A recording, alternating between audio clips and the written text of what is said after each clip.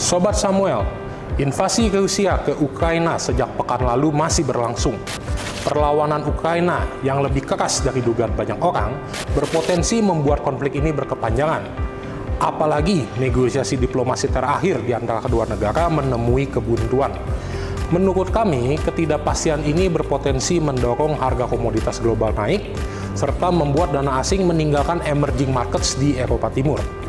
Kami menyarankan investor untuk overweight di sektor komoditas seperti batu bara, CPO, dan nikel, dengan topik dari tim Samuel Sekuritas adalah Antam, TAPG, Inco, dan Harum. Kami juga memperkirakan dana asing dari emerging markets di Eropa Timur berpotensi pindah ke emerging markets lainnya termasuk di Indonesia. Walaupun kenaikan harga komoditas global berpotensi memicu kenaikan inflasi, tingkat inflasi di Indonesia masih terkendali dengan data inflasi di Februari tercatat sebesar 2,06%, lebih rendah dari konsensus 2,2%. Selain inflasi yang rendah, defisit anggaran Indonesia relatif terkendali di level 4,6% pada 2021 yang lebih rendah dari target pemerintah 5,7%. Faktor yang dapat menjadi pendorong investor global ke Indonesia adalah nilai tukar rupiah. Pergerakan rupiah saat ini juga cenderung stabil di kisaran 14.200 sampai 14.400 rupiah per dolar AS karena surplus neraca berjalan akibat windfall dari komoditi boom. Walaupun Indonesia berpotensi mencetak defisit neraca berjalan di 2022 karena kenaikan impor yang didorong oleh pemulihan ekonomi, kami memperkirakan defisit neraca berjalan masih akan terkendali di minus 0,5% terhadap GDP.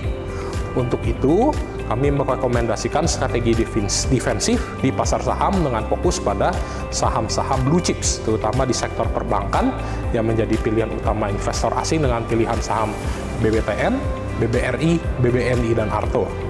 Untuk investor yang ingin menghindari risiko dari ketidakpastian perang Rusia dengan Ukraina, kami merekomendasikan overweight di instrumen obligasi pemerintah Indonesia atau SUN. Pada bulan Februari, dana asing mencatat inflow ke pasar obligasi Indonesia sebesar hampir 550 juta US dollar yang berbalik dari tren outflow selama 5 bulan sebelumnya.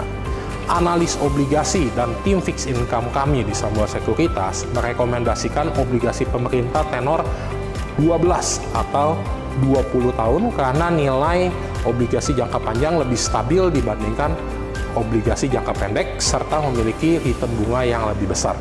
Kestabilan obligasi jangka panjang Indonesia salah satunya disebabkan oleh kebijakan kuantitatif easing Bank Indonesia. Terima kasih telah menonton video ini dan jangan lupa untuk mensubscribe YouTube Samuel Sekuritas Indonesia serta follow Instagram @SamuelSekuritasIndonesia.